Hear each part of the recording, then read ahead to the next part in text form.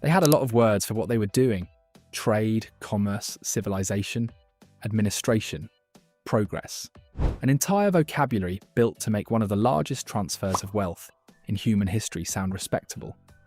But strip the speeches away and look at what actually happened, and a simpler word appears.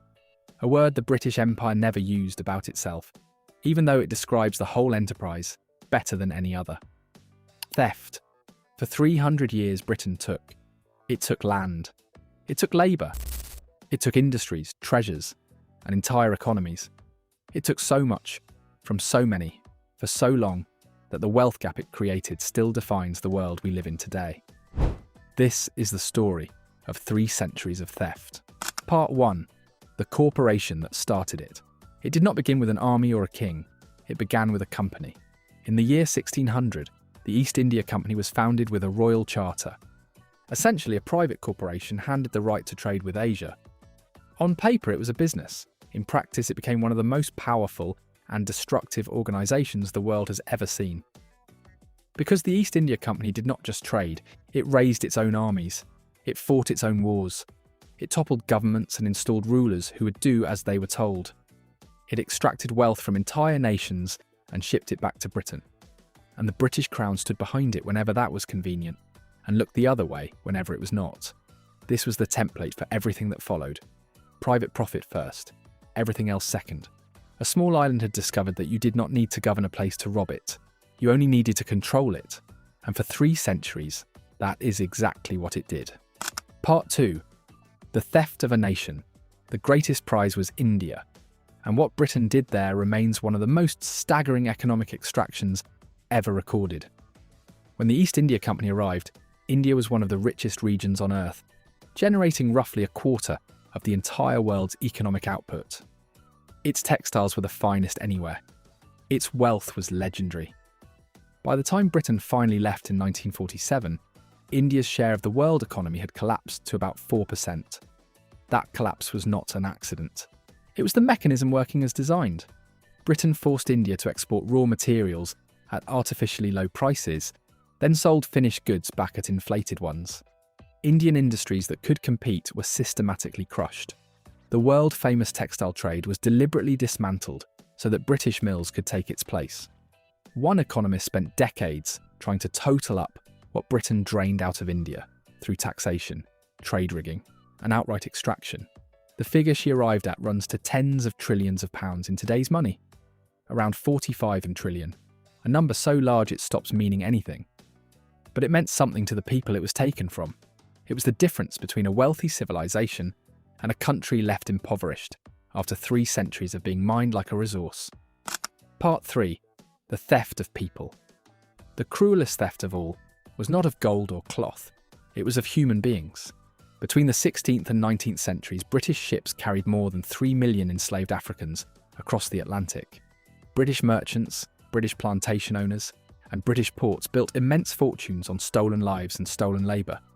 Whole cities, Bristol, Liverpool and Rodri, rose on the proceeds. The profits flowed into banks and insurance houses and helped fund the Industrial Revolution itself. And when Britain finally abolished slavery in 1833, it performed one last act of theft so brazen, it almost defies belief. The government paid out £20 million in compensation, the equivalent of billions today. But that money did not go to the people who had been enslaved. It went to the people who had owned them, as payment for the loss of their human property. The enslaved received nothing. They had been stolen, worked, and then handed a bill for their own freedom. It is theft layered on theft, and the British establishment enthusiastically supported it for generations. Part 4. The theft of treasures. When you have already taken a nation's wealth and a people's freedom, what is left?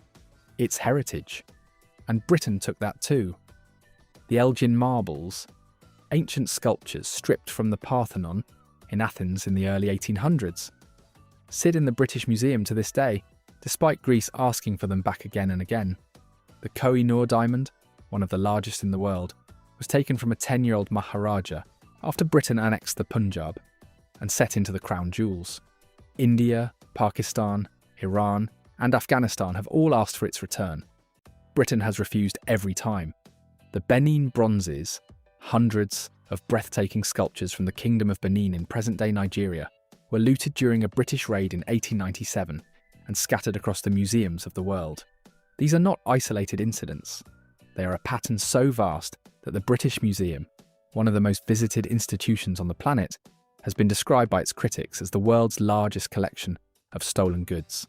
A monument not to culture, but to the things culture was taken from. Part 5. The theft that never ends. Here is the part that makes all of this more than history. The wealth that was taken did not disappear. It became the foundation of one world, and the absence at the heart of another. The enormous gap between the nations that did the colonizing and the nations that were colonized, the gap that shapes global poverty and global power right now, today, did not happen by chance. It was engineered century after century, transfer after transfer. And the accounts have never been settled. Britain has never formally apologised for the slave trade. It has never returned most of what it took. The treasures remain in the museums, the fortunes remain in the families and the institutions. The debate over reparations remains tangled and bitter, precisely because the theft can still be traced, still be named, still be measured.